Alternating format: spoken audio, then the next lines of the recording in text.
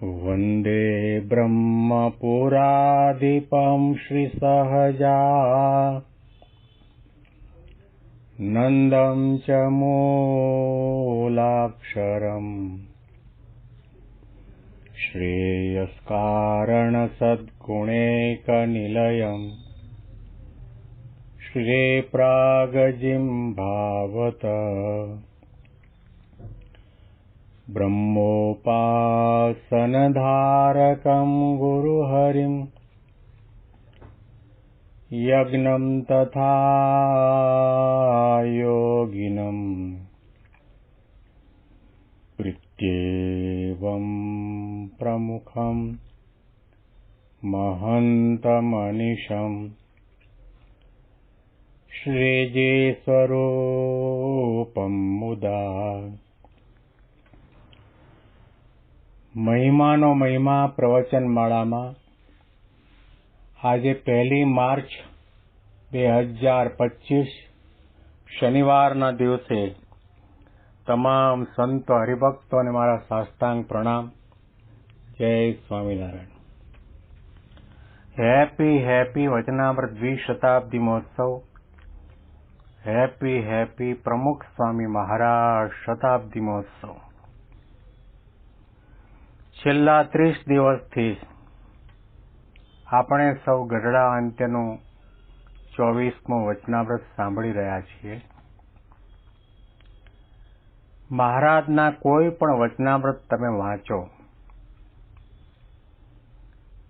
અને એ વાંચ્યા પછી એના ઉપર ચિંતન કરો, ઊંડા ઉતરો, તો મહારાજનો રદગત જે સિદ્ધાંત છે એ ઉડીને આંખે વળગે એવી રીતે સમજાય. શ્રીજી મહારાજ અક્ષરધામમાંથી આ લોકમાં પધાર્યા.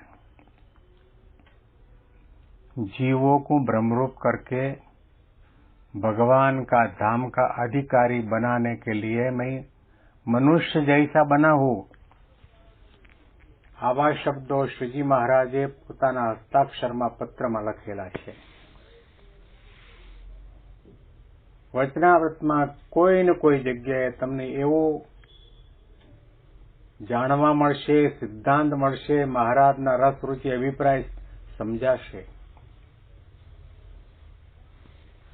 નિર્વાસનિક થવા માટે, બ્રહ્મરૂપ થવા માટે, આત્મા અને પરમાત્માનો સાક્ષાત્કાર કરવા માટે, દેહભાવને ટાળવા માટે, હું અને મારાપણાની ભાવનાથી મુક્ત થઈ પરબ્રહ્મ પુરુષોત્તમ નારાયણની સ્વામી સેવક ભાવે ભક્તિ આપણે કરી શકીએ. આપણો કામ, આપણી વાસના, આપણા ક્રોધાધિક, લોભાધિક વગેરે શત્રુઓ ટળે બળે, એના માટેના જ ઉપદેશ વચનો મહારાજે વચનામૃતમાં કહ્યા છે. અત્યંતિક કલ્યાણની વાત કરી છે, મોક્ષનું દ્વાર ઉઘાડું કઈ રીતે થાય એ રીતે વાત કરી છે, ભગવાનનું સાક્ષાત દર્શન કઈ રીતે થાય એ પણ કહ્યું છે. મોટા પુરુષને અતિશય રાજી કરીએ તો ગમે તેવા ભૂંડા પ્રારબ્ધ હોય તે રૂડા થાય, એના માથે ગમે તેવું વિઘ્ન આવનારું હોય તે પણ ટળે અને રંક હોય તે રાજી થાય. આવી પ્રકારની વાતો પણ મહારાજે કરી છે. જુદા જુદા શબ્દોની અંદર જુદા જુદા વિષયો દ્વારા શ્રીજી મહારાજે આપણને પોતાની જે હૃદયગત ભાવના છે વ્યક્ત કરી છે. આપણી પાસે માળા કરાવે, દાન ધર્માદો કરાવે, યજ્ઞ કરાવે, દંડવત કરાવે, પ્રદક્ષિણા કરાવે, પ્રાતઃ પૂજા કરાવે, પ્રાર્થના કરાવે, નિયમ ધર્મ પડાવે, એની પાછળનું એક જ કારણ છે કે તમે નિર્વાસનિક થાઓ, તમે સ્વભાવ પ્રકૃતિ અને દોષોથી મુક્ત થાઓ, સાચા ભક્ત બનો, તમારા મન, વાણી, બુદ્ધિ, ઇન્દ્રિય, અંતઃકરણ બધું નિર્મળ થાય, પવિત્ર થાય, ગુણાતીત ભાવને પામે. દિલ દિમાગની અંદર ક્યાંય પણ ખૂણે ખાંચરે માયાનો કચરો પડ્યો હોય તે બધો સાફ થઈ જાય. અને આપણું હૃદય માત્ર માંસનું ચક્ર નહીં, પરંતુ ગુણાતીત દિવ્ય અલૌકિક સિંહાસન બની જાય કે જેની અંદર મહારાજ પોતે હોંશે હોંશે પોતાના અનાદિના સેવક ગુણાતીતાનંદ સ્વામી અને અનંત મોક્ષો સાથે બિરાજમાન થાય. એ બધું શક્ય ક્યારે બને કે જ્યારે આપણે સ્વભાવ પ્રકૃતિથી મુક્ત થઈએ ત્યારે. આના અનુસંધાનમાં શ્રીજી મહારાજે સામે બેઠેલા સંતો હરિભક્તોને કૃપા કરીને વાત કરી. પછી શ્રીજી મહારાજે કૃપા કરીને એમ વાર્તા કરી જે પ્રકૃતિ જે જાવી તે જીવને બહુ કઠણ છે, તથાપિ જો સત્સંગમાં સ્વાર્થ જણાય તો પ્રકૃતિ ટળવી કઠણ ન પડે. જેમ દાદા ખાચરના ઘરના માણસોને અમને રાખવાનો સ્વાર્થ છે, તો અમને જે પ્રકૃતિ ન ગમે તે રાખતા નથી, તેમ સ્વાર્થે કરીને પ્રકૃતિ ટળે છે. જીવની સાથે જડાયેલી અનાદિકાળથી વજ્રસાર સમાન એવી પ્રકૃતિ સ્વભાવ અને વાસના આસક્તિ એ નાના મોટા સાધનોથી ટળે બળે તેવા નથી. દસમ દોઢીન બારસ બમણી આવી આપણી એકાદશી હોય એવા તપની અંદર આપણી વાસના ક્યાં બળે? શ્રીજી મહારાજે કહ્યું કે જો સત્સંગની અંદર આપણને સ્વાર્થ મનાયો હોય, કરોડ રૂપિયા આપતા પણ મનુષ્ય દેહ ન મળે, કરોડ રૂપિયા દેતા પણ આ સાધુ ન મળે, અને કરોડ રૂપિયા દેતા પણ આ વાતું ન મળે, આપણે કરોડ કરોડ જન્મ ધર્યા તો પણ કોઈ દિવસ આવા સાધુ અને ભગવાન આપણને મળ્યા નથી. આ વાત આપણે દિલમાં સમજાઈ જાય તો પછી આપણને સ્વાર્થ જાગે. જેમ આપણને પૈસા કમાવાનો સ્વાર્થ છે, નોકરી ધંધાનો સ્વાર્થ છે, સત્તા મેળવવાનો સ્વાર્થ છે, તો આપણે કેટલું બધું ઘસાઈએ છીએ, કેટલું બધું જતું કરી દઈએ છીએ. એમાં ઊંઘ હરામ કરવાની પડે તો ઊંઘ હરામ કરી દઈએ, કોઈના મેના ટોણા બે શબ્દો સાંભળવા પડે તો સહન કરી લઈએ, ભૂખ તરસ પણ સહન કરી લઈએ. ઘણી બધી દોડધામ કરીએ છીએ, કારણ કે આપણને સ્વાર્થ છે કે આપણે પૈસા મેળવવા છે. એમ ભગવાન અને સંતને રાજી કરવાનો સ્વાર્થ હોય, નિર્વાસનિક થવાનો સ્વાર્થ હોય, દેહભાવ અને અહંતા મમતાને ટાળવા બાળવાનો સ્વાર્થ હોય, તો પછી આપણી પ્રકૃતિ ટળે, સત્સંગનો ખપ આપણને રહે. શ્રદ્ધા, ખપ અને સમાગમ 3 વધવાના ઉપાય છે. પૈસા કમાવાનો જેવો ખપ છે, દેહના સુખ અને વિષય મેળવવા માટેનો જેવો આપણને ખપ છે, એવો સત્સંગનો ખપ છે. ત્યાં તો આપણે હાંકમ હાંક મંડ્યા છીએ. ઉંમર આડી ના આવે, તાજા માંદા થયા હોય તો બીમારી આડી ના આવે, ટાટ તડકો ભૂખ તરસ આડા ના આવે, નિદ્રા આડી ના આવે, કોઈ બે શબ્દ ઘસાતા બોલે એ પણ આડું ના આવે, કારણ કે સ્વાર્થ મનાયો છે.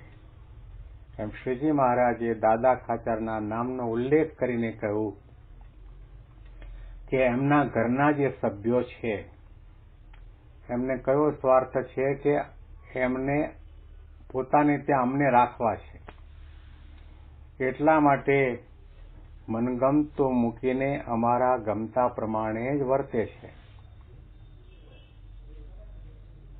એક મુદ્દો ઉડીને આંખે વળગે. મનગમતું મૂકો અને સંત કહે તેમ કરો, એમાં તમારા સ્વભાવ પ્રકૃતિ ટળે બળે. શ્રીજી મહારાજે દાદા ખાચર ના નામનો ઉલ્લેખ તો કર્યો, પરંતુ એમના પરિવારના સભ્યોની વાત કરી. લાડુબા, જીવુબા, જમકુબા, રાજબા, જસુબા, આ પરિવારના સભ્યોને એક જ લગન હતી, એક જ તમન્ના હતી, એક જ આશા અને અપેક્ષા હતી, મહારાજ અમારે ત્યાં દાદા ખાચરના દરબારમાં રહે. અહીંયા અમને દર્શનનો, કથા વાર્તાનો લાભ મળે, સેવાનો લાભ મળે. ભગવાન પુરુષોત્તમ નારાયણ અમારા દરબારમાં પધાર્યા, અમારા કેટલા મોટા ભાગ્ય છે. અને એમને રાખવા માટે અમારે જે કરવું ઘટે, જે કરવું ઘટે તે બધું કરવા માટે તૈયાર છીએ. દાદા ખાચરને ત્યાં, દાદા ખાચરના દરબારની અંદર મહારાજ પોતે આટલા વર્ષો રહ્યા. તો સોના હીરા મોતીના બંગલા હતા નહીં, એના મકાન તો ગાર માટીના હતા. પંખા પણ નહોતા, લાઇટ પણ નહોતી, કુલર પણ નહોતા, એસી પણ નહોતા, અને ઓસ્ત્રીમાં ટાઇલ્સ નહોતી પાથરી. દરબારની અંદર એક પણ જાજરૂ નહોતું, બાથરૂમ નહોતું, નદીમાં નાહવાનું હતું, ઉઘાડામાં જાજરૂ જવાનું હતું. તેમ છતાં પણ મહારાજ પોતે દાદાના દરબારની અંદર આટલા વર્ષો રહ્યા. એની પાછળનું કારણ અમને ન ગમે એવો એક પણ સ્વભાવ એમણે રાખ્યો નથી. મનગમતું કર્યું નથી. મનગમતું કરવાનો જાગ્રત, સ્વપ્ન કે સુષુપ્તિ અવસ્થામાં સંકલ્પ સુદ્ધા નથી થયો. દાદા ખાચર વચનામૃતના પાને પાને જયારે આપણે વાંચીએ ત્યારે પાને પાને દાદા ખાચરનું નામ આવે છે. દાદા ખાચર અને એનો દરબાર. દુનિયામાં રાજા મહારાજાઓ તો ઘણા બધા થયા, મોટા મોટા મોલ માળિયા. એના નામનો કોઈ જગ્યાએ શાસ્ત્રમાં ઉલ્લેખ નથી. આ ઇતિહાસમાં ઉલ્લેખ થાય કે મૈસૂરનો પેલેસ કે પછી ફલાણા શહેરનો પેલેસ, પણ દાદા ખાચરના દરબારનો ઉલ્લેખ વચનામૃતમાં થયો. અને દાદા ખાચરના દરબારમાં કોઈ દર્શન કરવા માટે જાય તો ત્યાંની માટીમાં લોકો આળોટે દંડવત પ્રણામ કરે, દર્શન કરે. ભૂતકાળમાં થયેલા રાજા મહારાજાના મહેલો લોકો જોવા માટે જાય, દર્શન માટે કોઈ જતું નથી. ત્યાં જઈને કોઈને શાંતિ કે આનંદનો અનુભવ નથી થતો, અંતરદ્રષ્ટિ નથી થતી. જ્યારે દાદા ખાચરના દરબારમાં પગ મૂકતાની સાથે દિવ્ય, અલૌકિક, બ્રહ્મી અને ગુણાથી આંદોલનો એના માનસ ઉપર અસર કરે છે. કારણ કે એ માત્ર દરબાર નથી રહ્યો, એ માત્ર ગાર માટીના મકાન અને માટીના નળિયા નથી રહ્યા. એ દરબારના કણે કણની અંદર સમર્પણ છે, ત્યાગ છે, સમર્પણ છે, ભક્તિ છે, સેવા છે, દાસત્વ ભાવ છે, ભગવાન નિષ્ઠા છે, ભગવાનને રાજી કરવાની ભાવના છે, ભક્તપણું છે, નિયમ ધર્મની દ્રઢતા છે, ઉપાસના છે, હૃદયની શુદ્ધિ છે, સંકલ્પ વિકલ્પની પવિત્રતા છે. શ્રીજી મહારાજે દાદા ખાચર અને એમના પરિવારના ગુણગાન ગાયા. કારણ કે પ્રકૃતિ મૂકી, સ્વભાવ મૂક્યા, મનગમતા સંકલ્પનો ત્યાગ કર્યો, મનમાં ગાંઠ વાળી કે મહારાજને ન ગમે એવો એક પણ સ્વભાવ રાખવો નથી. શ્રીજી મહારાજ આપણને આ સમજાવવા માંગે છે. આ પ્રગટની ભક્તિની વાત આવી. ભગવાન તો મૂર્તિમાં પણ રહ્યા છે, ચિત્રામણની પ્રતિમામાં પણ રહ્યા છે, પણ એનો ગમો અણગમો તમને ખ્યાલ નહીં આવે. ભગવાનનું હરતું ફરતું મનુષ્યાકારે જે સ્વરૂપ છે એ ક્યારેક લીલા ચરિત્ર કરે, ગમો અણગમો બતાવે, બીમારી ગ્રહણ કરે, અબોલા લે, દર્શન ન આપે, વઢે ટોકે, એની અંદર પણ આપણને દિવ્ય ભાવ રહે. આ ભક્તિ છે, આ ભક્તપણું છે. તો શ્રીજી મહારાજે કહ્યું કે સત્સંગનો જો સ્વાર્થ હોય તો પછી આપણા સ્વભાવ પ્રકૃતિ ટળે. અને અનુસંધાનમાં વિશેષ વાતો આપણે આવતીકાલના પ્રવચનમાં સાંભળીશું. તમામ સંતો હરિભક્તોને મારા સાષ્ટાંગ પ્રણામ. જય સ્વામિનારાયણ.